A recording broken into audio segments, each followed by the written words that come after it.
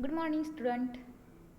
कालच्या लेक्चरला आपण आपला रिड्यूस झालेला सिलेबस हा बघितला आणि त्याचप्रमाणे आपण आपल्या मानसशास्त्रीय संकल्पना काय आहेत याचा अभ्यास करायला सुरुवात केली होती. की मी सांगितलं होतं मानसशास्त्र हा विषय तुमच्यासाठी नवीन आहे आणि त्यातल्या कन्सेप्ट आपण समजावून घेतल्या तर आपल्याला मानसशास्त्र हे चांगल्या पद्धतीने समजावू शकते.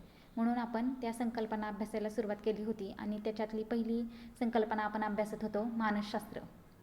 तर त्याचा थोडक्यात सांगते कारण आपण बऱ्यापैकी मागच्या लेक्चरला आपण अभ्यासलेले आहोत. तर मानसशास्त्र या संकल्पने मी असं सांगितलं होतं की मानसशास्त्र हे वर्तनाचे शास्त्र आहे. कारण मानसशास्त्र हे वर्तनाच्या विविध पैलूंचा अभ्यास करत असते. त्याचप्रमाणे मानसशास्त्र हे आत्म्याचे शास्त्र आहे असंही म्हटलं जातं. कारण बघा आपल्या जो आत्मा आहे तो आत्मा आपण ऐकलं असेल की आत्मा बोलतो किंवा आपण असं बऱ्याच लोकांकडून ऐकलं असेल की आपल्या गरजा पूर्ण नाही झाल्या, इच्छा पूर्ण नाही झाल्या की आपला आत्मा भटकतो, यासारख्या गोष्टी आपण ऐकलेल्या असतील. पण असं काही नसतं. आत्म्याचं शास्त्र म्हणजे आपण काय म्हणू शकतो की आपल्या मनात काय आहे हे आपण त्याद्वारे ओळखण्याचा प्रयत्न करत असतो. म्हणजे हे कसं ओळखायचं तर त्याच्या वेगवेगळ्या टेक्निक्स असतात. म्हणजे चेहऱ्याच्या हावभावावरून, त्याच्या बोलण्यावरून, त्याच्या बोलण्याच्या पद्धती कोणत्या आहेत याच्यावरून आपल्याला त्या व्यक्तीबद्दल भाकीत करता येऊ शकतं. म्हणून मानसशास्त्राला आपण आत्म्याचं शास्त्र आहे असं म्हटलेलं आहे. आणि आत्मा ही आपली अमूर्त संकल्पना आहे. कोणी आत्मा बघितलेला आहे का प्रत्यक्षात?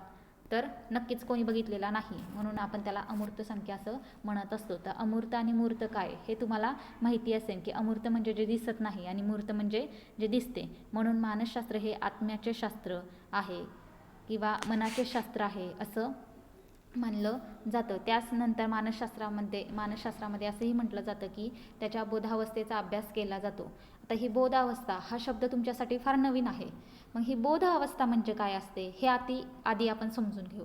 ही बोधावस्था म्हणजे आपल्या जागृत स्थितीमध्ये आपण जी अवस्था अनुभवतो की ज्या स्थितीमध्ये काही घटना घडलेल्या असतील, गोष्टी घडलेल्या असतील त्याची आपल्याला जाणीव होत असते.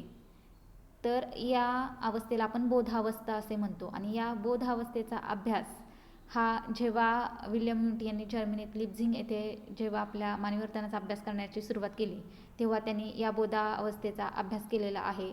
आणि त्याच्यामध्ये ही बोधावस्था कशा पद्धतीची आहे हे दाखवून दिलेले आहे. कारण आपल्याला अवस्था म्हणजे आपण काय करतो हे माहिती असतं पण त्याला काय म्हणतात हे माहिती नसतं. म्हणजे आपल्याला ज्या गोष्टीची जाणीव आहे त्याला आपण बोधावस्था असे म्हणत असतो. म्हणजे तुम्हाला बघा काही भावी म्हणजे भूतकाळातल्या किंवा आत्ता वर्तमान काळातल्या किंवा तुम्ही भविष्याविषयी काही विचार करता याविषयी जर काही प्रश्न विचारले तर तुम्ही त्याचं पटकन उत्तर सांगू शकता. कारण तुम्हाला ते माहिती असतं आणि तुम्ही ते जाणीवपूर्वक सांगण्याचा प्रयत्न करत असता. यालाच आपण बोधावस्था असं म्हणतो. लक्षात आलं असेल बोधावस्था म्हणजे काय आहे कारण हे शब्द सारखे मानसशास्त्रामध्ये येत असतात. त्यानंतर मानसशास्त्र हे अबोध वर्तनाचा अभ्यास करणारे शास्त्र आहे. बघा तर बोधावस्थेच्या नेमकी अपोजिट बाजू ही अबोध अवस्थेची असते. ह्या अबोधावस्थेचा अभ्यास हा सिग्मंड फ्रॉइड यांनी केलेला आहे. त्यांच्या मते अबोधावस्था ही अशी असते की आपण म्हणजे ती जी गोष्ट आहे ती आपण जाणीवपूर्वक आपल्या मनामध्ये दाबून ठेवतो. त्याला आपण अबोधावस्था असं म्हणतो. म्हणजे त्या गोष्टी आपल्या आठवण्याशा म्हणजे आठवू नये असं वाटतं, अप्रिय अशा गोष्टी असतात त्यामुळे आपण त्याचं दमन करत असतो. आणि त्या दमन केल्यामुळे बघा की बऱ्याचशा लोकांमध्ये चिडचिडेपणाची वृत्ती असते किंवा त्या व्यक्ती एकलकोंड्या असतात. त्या व्यक्ती आपल्या भावना स्पष्ट करू शकत नाही आणि ह्या ज्या आपल्या भावना अस्पष्ट आपण करतो म्हणजे स्पष्ट करू शकत नाही या सर्व भावना ह्या आपल्या अबोधावस्थेमध्ये जात असतात. म्हणजे मी बोधावस्थेत सांगितलं की तुम्हाला त्याची जाणीव असते आणि तुम्ही ते सांगण्याचा प्रयत्न करत असता पण अबोधावस्थेमधल्या गोष्टी तुम्हाला म्हणजे आवडत नाही किंवा त्या तुम्हाला जाणीवपूर्वक आठवायच्या नसतात. म्हणून त्या अबोधावस्थेमध्ये तुम्ही टाकून देता. म्हणजे तुमच्या आयुष्यामध्ये काही असं घडलेलं असेल की ते तुम्हाला अप्रिय असेल तर त्या गोष्टी तुम्ही बऱ्याच वेळा लोकांनी काय विषय काढले तर तुम्ही म्हणता नाही ते विषय न काढणंच बरं.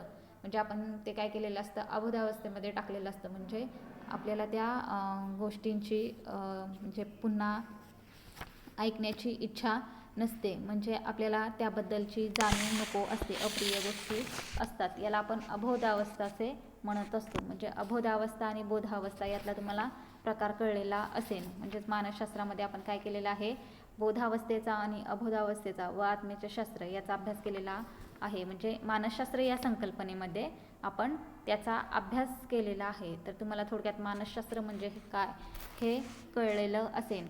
तर या मानसशास्त्रामध्ये बघा की मानव आणि मानवेतर प्राण्यांचा अभ्यास करणारे शास्त्र म्हणजे मानसशास्त्र असं आपण म्हणलेलं आहे. तर आणखीन एक तुम्हाला सांगायचं म्हणजे आपण म्हणतो की मानसशास्त्रामध्ये बघा की मानसशास्त्रामध्ये जास्तीत जास्त प्रयोग हे प्राण्यांवर केलेले आहेत. तर जास्तीत जास्त प्रयोग प्राण्यांवर का केलेले आहेत, तर प्राणी हे आपल्याला पटकन मिळू शकतात. आपले वंशज तुम्हाला माहिती असतील की माकड वृत्तीचे माकड हे आपले वंशज आहे आणि त्यांच्यावर जर खूप सारे प्रयोग केले तर आपल्यावर त्याचा काय परिणाम होतो हे चांगल्या पद्धतीनं कळतं. आता बघा की ह्याच्या मेडिकल सायन्समध्ये देखील आपल्यावर म्हणजे डायरेक्ट माणसावर कधीच प्रयोग केला जात नाही. आधी प्राण्यांवर प्रयोग केला जातो आणि नंतर तो माणसांवर अप्लाय केला जातो. मग हा का अप्लाय केला जातो, तर बघा त्याच्यामध्ये पटकन म्हणजे एखाद्या समस्येचं आपल्याला उत्तर मिळवता येतं. मग त्यासाठी कोणकोणते प्राणी वापरले जातात, तर उंदीर असेल, मांजर असेल, कुत्रा असेल, कबूतर असेल, हे सारखे प्राणी वापरले जातात. तर पुढे अभ्यासामध्ये तुम्हाला आहेच की कोणकोणत्या शास्त्रज्ञांनी कोणकोणत्या प्राण्यांवर प्रयोग केलेला आहे आणि आपल्याशी त्याचा संबंध जोडलेला आहे. कारण ते पटकन जे सोपे प्रारूप आहे की आपण ते पटकन घेऊ शकतो.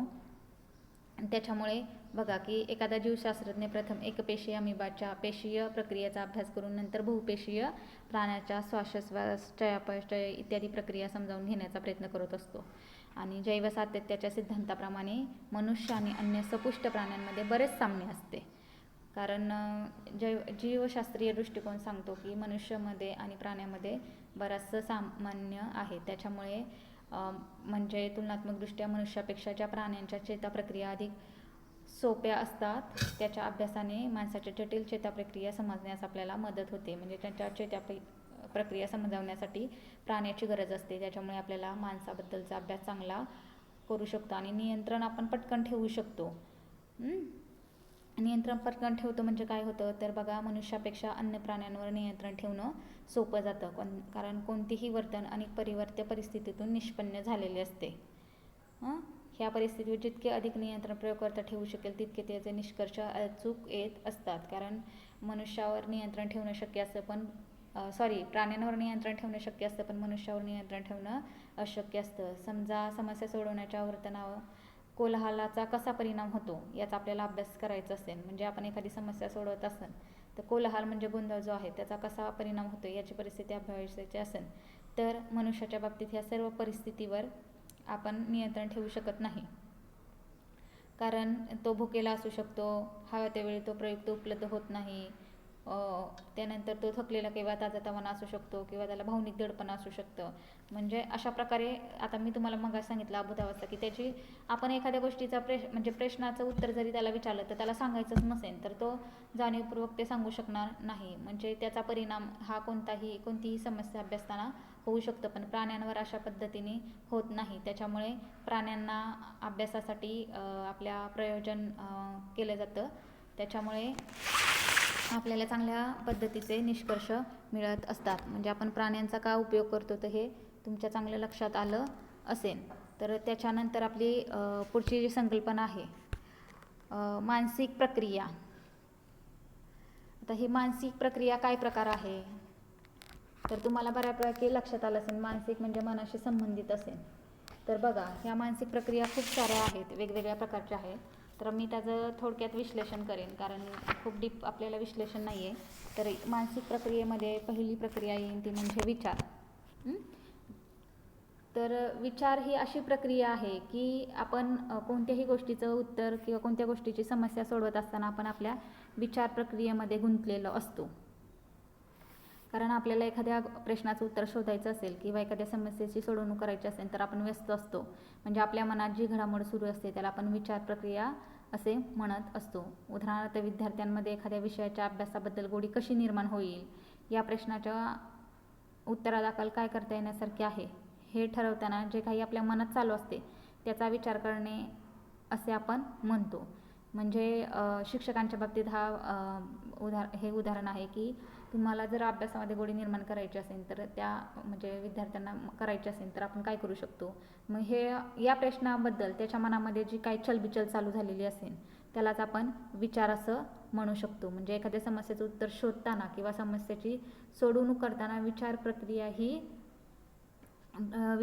ही काय करत असते, कार्यान्वित होत असते. आणि ही विचार प्रक्रियांमध्ये मानसिक प्रतिमा वेगवेगळ्या प्रकारच्या कार्यान्वित झालेल्या असतात. मग त्या वस्तुवाचक असतील, घटना निर्देशक असेल किंवा व्यक्तिवाचक असतील. म्हणजे वस्तुवाचक म्हणजे एखाद्या वस्तूंच्या मार्फत, किंवा घटना म्हणजे एखादी घटना असेल, किंवा व्यक्तिवाचक म्हणजे एखाद्या व्यक्तीशी संबंधित असेल. म्हणजे हे विचार प्रक्रिया ही वेगवेगळ्या माध्यमातून जात असते. म्हणजे मानसिक प्रक्रियेमध्ये विचार हा एक महत्त्वाचा घटक आहे. त्याच्यानंतर दुसरा निर्णय क्षमता. तर निर्णय घेण्यासाठी देखील बघा की आपण एखादा निर्णय घेत असतो तेव्हा देखील आपल्या मनामध्ये गोंधळ चाललेला असतो की कसा निर्णय घेतला पाहिजे, कोणता निर्णय योग्य आहे, तो निर्णय घेतल्यानंतर व्यवस्थित कार्य असेल किंवा समस्या असेल ती सुटू शकते का, किंवा त्याच्यामुळे अजूनच जास्त प्रश्न निर्माण होऊ शकतात. अशासारखे प्रश्न आपल्या मनामध्ये निर्माण होतात. म्हणजेच आपण म्हणतो की निर्णय घेण्यासाठी आपल्याला मानसिक प्रक्रिया ही फार गरजेची आहे. त्याच्यानंतर दुसरी प्रक्रिया आहे म्हणजे भावना. आता भावना म्हणजे काय आहे तर बघा, आपल्या मनाची प्रक्षुब्ध अवस्था. म्हणजे भावना ह्या आपल्या समोरासमोर असं दिसून येत नाहीत. आपल्या चेहऱ्याच्या हावभावावरून आपण भावनेचा समावेश लक्षात येऊ शकतो.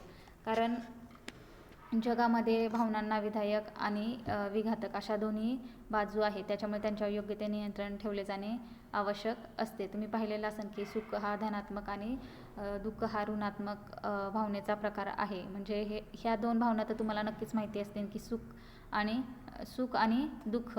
मग ही भावनिक अवस्था काय असते, कारण मनात निर्माण होणारे भाव हे भावनांचे खरे अधिष्ठान असतात. जसं मी आता सांगितलं की भावनांमध्ये धनात्मक आणि ऋणात्मक अशा दोन भावना असतात. भावनांमध्ये वेगवेगळ्या प्रकारचे बदल होत असतात. म्हणजे आंतरिक शारीरिक बदल व मनोभाव आणि या अवस्था ज्यातून व्यक्त होतात अशा वर्तनिक प्रक्रिया, या सर्वांनी मिळून जो अनुभव एखाद्या परिस्थितीची किंवा घटनेच्या बोधनातून निष्पन्न होतो त्यालाच आपण भावना असं म्हणत असतो. भावनेमध्ये बघा की खूप सारे प्रकार पडतात. नकारात्मक भावना आणि सुखात्मक भावना आणि ऋणात्मक भावना असे दोन प्रकार पडत असतात. मग ऋणात्मक भावनामध्ये कोणकोणत्या प्रकारांचा समावेश होतो तर राग ही भावना ऋणात्मक भावनामध्ये म्हणजे प्रकारामध्ये मोडली जाते. त्याच्यानंतर क्रोध, आक्रोश यासारख्या वेगवेगळ्या भावनांचा त्याच्यामध्ये समावेश होत असतो. तर धनात्मक भावनांमध्ये आनंद, त्यानंतर प्रेम, जिव्हाळा यासारख्या अनुभवांचा समावेश होत असतो. म्हणजे ही सायकोलॉजिकल आपली कन्सेप्ट आहे भावना. मग ही भावना मानसिक प्रक्रियाच आहे, कारण याच्यामुळे आपल्या शरीरामध्ये वेगवेगळे बदल होत असतात. स्नायूमध्ये बदल होत असतात, रक्तदाब किंवा हृदय असेल यांच्या गतीमध्ये बदल होत असतात. म्हणजेच थोडक्यात शारीरिक बदल होत असतात. त्याच्यामुळे त्याला आपण मानसिक भावना असं म्हणजे मानसिक प्रक्रियेचाच एक भाग आहे असे म्हटले जाते. तर दुसरा पुढचा आहे की अवधान. तुम्हाला मी मराठीत सांगितलं होतं की अवधानाला आपण काय म्हणतो की लक्ष देणे असं म्हणत असतो. मग या अवधानामध्ये काय शिकलं म्हणजे काय अवधान म्हणजे नेमकं काय आहे तर बघा, तुमच्यासमोर खूप साऱ्या गोष्टी असतील की त्या गोष्टीमध्ये नेमकं कोणत्या गोष्टीकडे तुमचं लक्ष जातं हे यालाच आपण अवधान असे म्हणत असतो. म्हणजे एखादी गोष्ट म्हणजे अनेक गोष्टीपैकी आपल्याला एखादी गोष्ट आपल्या जाणीवेच्या क्षेत्रात आणणं म्हणजे अवधान होय. म्हणजे आपण काय करतो की समोर बघा, आता तुम्हाला खूप सारी फुलं ठेवलेली आहेत वेगवेगळ्या प्रकारची, पण त्या एवढ्या फुलातून तुमची एखादं फुल एखादं फुल जागा घेतं. पण ते का जागा घेतं तर त्याचा अट्रॅक्टिव्हपणा असेल किंवा त्याचं सौंदर्य असेल. म्हणजे त्याचा जो गुणधर्म आहे तो गुणधर्म तुमची ती जागा म्हणजे आपल्या जाणीवेच्या क्षेत्रात म्हणजे आपल्याला ज्या गोष्टीची जाणीव होते ती जाणीव कधी होते, आपल्या मेंदूला त्या गोष्टीचा संदेश दिला जातो आणि नंतर त्या गोष्टीची आपल्याला जाणीव होत असते. यालाच आपण अवधान असे म्हणत असतो. थोडक्यात अवधान कळलं असेल, कारण आपण खूप डीप संकल्पना अभ्यासणार नाही आहे. फक्त थोडक्यात काय प्रकार आहे ते आपण अभ्यासणार आहोत. तर पुढचं आहे म्हणजे मानसिक प्रक्रियेमधला प्रकार आहे तो म्हणजे संवेदन. तर संवेदन, संवेदनामध्ये बघा पूर्व पायरी येते ते म्हणजे वेदन. कोणती पायरी येते? तर वेदन.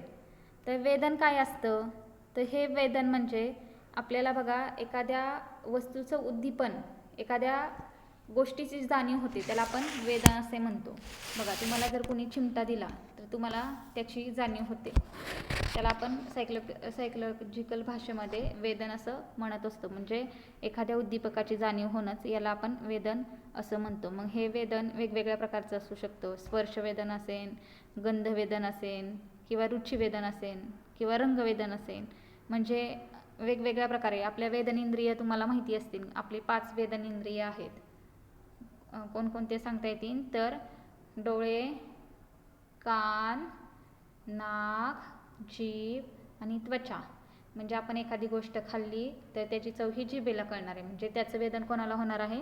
जिभेला होणार आहे. म्हणजे ही 5 जी वेदन इंद्रिय आहे त्या वेदन इंद्रियाद्वारे आपल्याला संवेदन होत असते.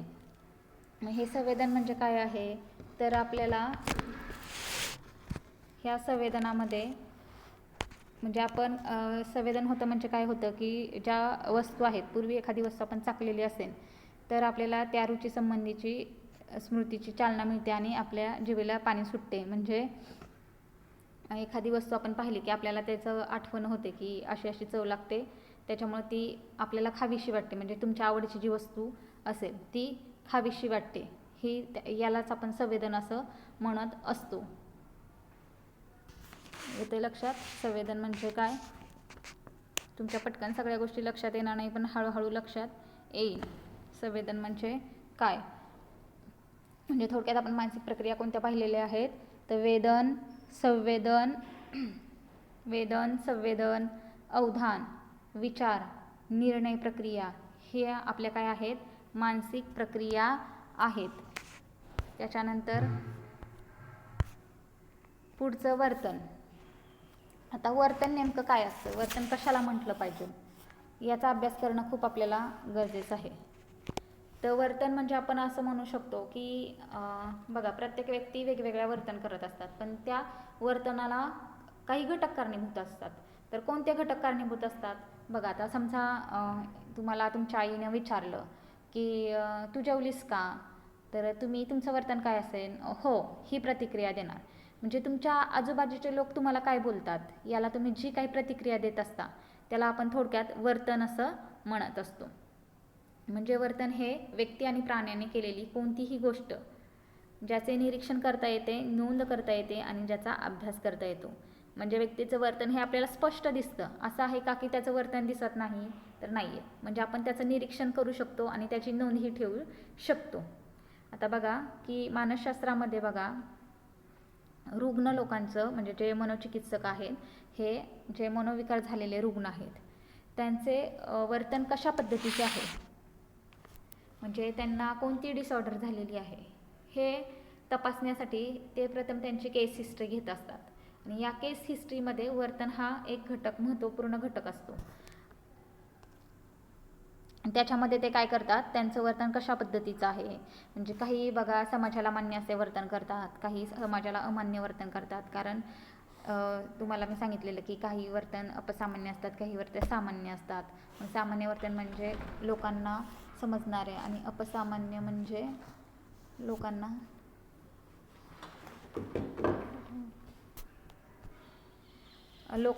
अपसामान्य वर्तन म्हणजे की जे समाजमान्य नसते. अशा प्रकारच्या वर्तनाचा समावेश त्याच्यामध्ये होत असतो. म्हणजे थोडक्यात वर्तन ही प्रक्रिया जी आहे ती SOR या पद्धतीतून चालत असते.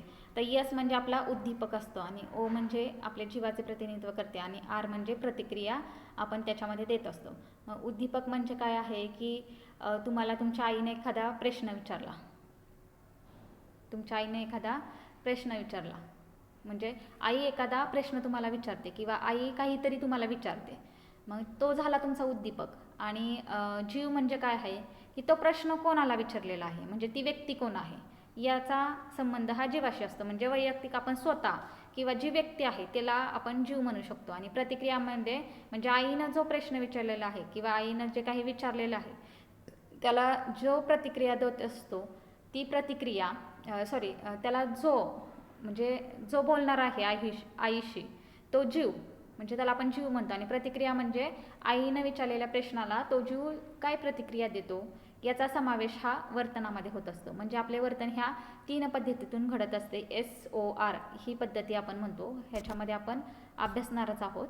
तर आज आपण इथपर्यंतच थांबूया आणि पुढच्या संकल्पना पुढच्या लेक्चरला आपण अभ्यासू. धन्यवाद.